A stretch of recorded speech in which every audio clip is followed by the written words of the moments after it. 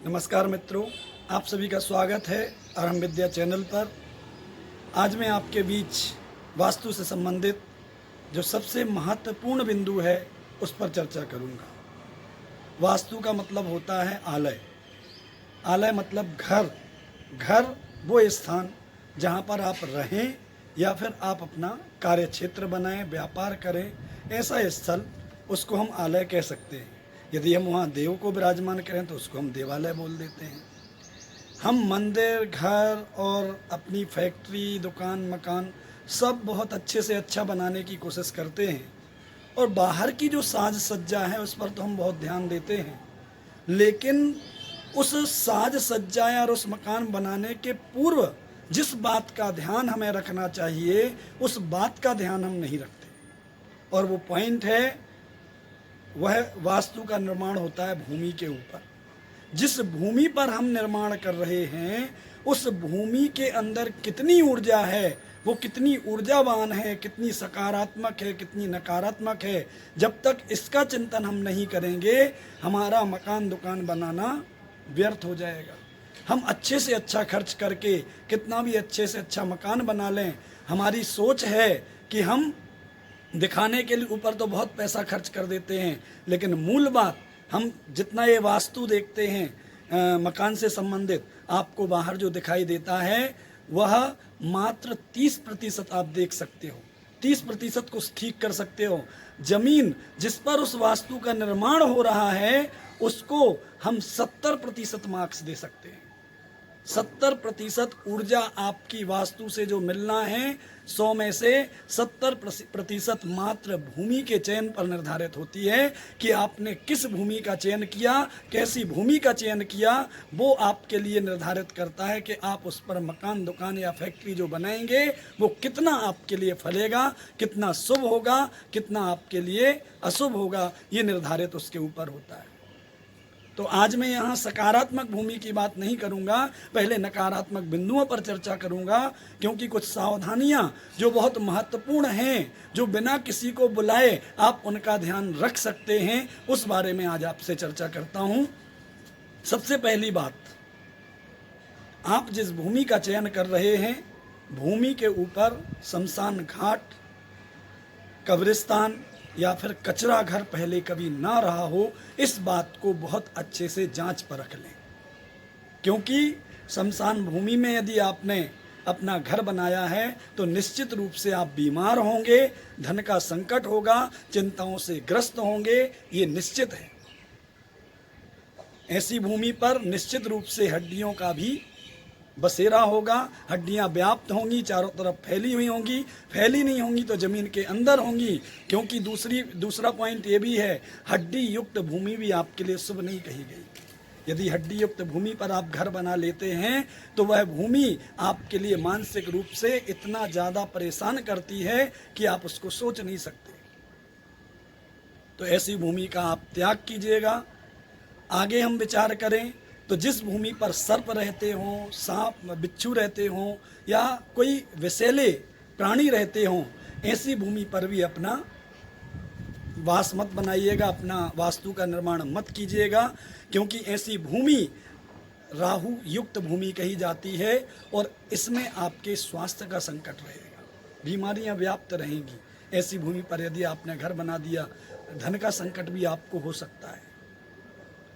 इसी से आगे यदि अपन जाते हैं, बहुत से वानर जिस भूमि पर निवास करते हों, उन वानर से युक्त भूमि पर भी आप अपना मकान नहीं बनाइएगा, अपना दुकान। हाँ, व्यापार के लिए वानर युक्त भूमि बहुत अच्छी मानी जाती है, रहन सहन के लिए वानर युक्त भूमि अच्छी नहीं मानी जाती। क्योंकि वानर का वास जहाँ पर है वो शनि से युक्त भूमि मानी जाती है, और शनि से युक्त भूमि जो है वो आपके लिए रहने के लिए ठीक नहीं हो सकती, वो आपके व्यापार की दृष्टि से ठीक हो सकती है। तो यहाँ पर इस बात का ध्यान रखिएगा। और आगे हम विचार करते हैं तो जिस भूमि पर हिंसक पशु रहते हों, उस हिंसक पशुओं से युक्त भूमि पर भी आप अपना वास मत बनाइएगा, वास्तु का निर्माण मत कीजिएगा। क्योंकि केतु और मंगल से युक्त उस भूमि को कहा जाता है और ऐसी भूमि आपके लिए आपके अस्तित्व के संकट की ओर ले जा सकती है, आपकी जो प्रभुता है, कीर्ति है, उसका वो नाश कर सकती है। और भी कई सावधानियां हैं,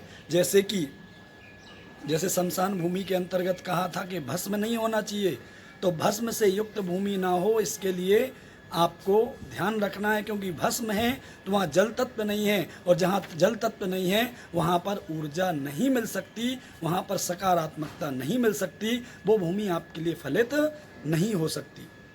बहुत सारी तुष वाली भूमि यानी शुष्क भूमि जिसे कहते हैं, बहुत सारे बाल जहाँ पर गिरते रहते हों, ऐसे बाल से युक्त भूमि भी आप अपने रहन सहन के लिए, व्यापार आदि के लिए मत लीजिएगा। चूहों के बिल बने हों, ऐसी भूमि ना लीजिएगा। जहाँ पर बहुत से पत्थर हों या नीची भूमि हो, कटी फटी भूमि हो, या फिर बहुत उपजाऊ भूमि हो, उपजाऊ भूमि भी आपको नहीं लेना है, क्योंकि हमारा भरण पोषण जिस भूमि से होता है उस भूमि को हम अपने मकान, दुकान या व्यापार क्षेत्र बनाकर उसको दूषित ना करें। हाँ, गौशाला जहाँ पर है उसके आसपास की भूमि आप ले सकते हैं, वो आपके लिए बहुत फलेगी, लेकिन गौशाला की भूमि आप नहीं ले सकते, वो आपके लिए हानिकारक हो सकती है। किसी भी तरह की राजभूमि, किसी राजा की भूमि जहाँ कोई महल रहा हो या किसी राजा के अधिकार क्षेत्र वाली भूमि हो, तो उसको मात्र सिर्फ राजा खरीद सकता है, राजा के अलावा और किसी को अधिकार नहीं कि उस भूमि को खरीदे। और ऐसी भूमि पर यदि आप वास बनाते हैं तो आप चिंताओं से युक्त होंगे, आपके लिए धन का संकट भी होगा, आपके लिए बीमारियों का भी कारक वो बनेगा। इसके अलावा किसी चौराहे पर आपका भूमि हो, प्लॉट हो, किसी गली के नुक्कड़ पर आपका मकान या प्लॉट, भूमि या प्लॉट हो, या फिर बहुत भीड़भाड़ वाली जगह, ऐसी जगह पर भी आप अपने प्लॉट को मत लीजिएगा। ये भूमियाँ नकारात्मकता से युक्त होती हैं, और ऐसी नकारात्मकता से युक्त भूमि का यदि आप चयन करते हैं तो वो आपके लिए बहुत हानिप्रद हो सकता है। मैं आपसे बस इतना ही कहना चाहूँगा कि ये जो नकारात्मक भूमियों की चर्चा मैंने की है, ये सिर्फ इसलिए की है कि ये सावधानियां आप बिना किसी वास्तुविद को बुलाए हुए पता करके और इनका त्याज्य कर सकते हैं, इनको त्याग कर सकते हैं। कम से कम ऐसी भूमियों को लेने से बचेंगे तो आपके जीवन में शांति आएगी, सुख आएगा, समृद्धि आएगी। लेकिन यदि ये सावधानियां आपने प्लॉट या फिर मकान बनाने के पहले या प्लॉट लेने के पहले इन सावधानियों को नहीं रखा, तो ये निश्चित रूप से आपके लिए बहुत हानि का कारण बन सकती हैं। मेरा निवेदन है कि इस बात को ध्यान रखिएगा। आप बाहर की ओरिएंटेशन पर या दिशाओं पर ध्यान देने के बजाय सबसे पहले भूमि की ऊर्जा पर ध्यान दीजिएगा। भूमि की ऊर्जा यदि आपकी ठीक है तो आपके लिए वह मकान बहुत फलित होगा, प्रशस्त होगा, आपके शांति, सुख और समृद्धि का हेतु बनेगा। ऐसा मेरा आपसे निवेदन है। मेरा यह वीडियो और मेरे विचार यदि आपको अच्छे लगे हों तो इनको शेयर कीजिएगा, चैनल को सब्सक्राइब कीजिएगा, लाइक कीजिएगा और इसका अपने जीवन में उपयोग कीजिएगा। बहुत बहुत धन्यवाद। नमस्कार।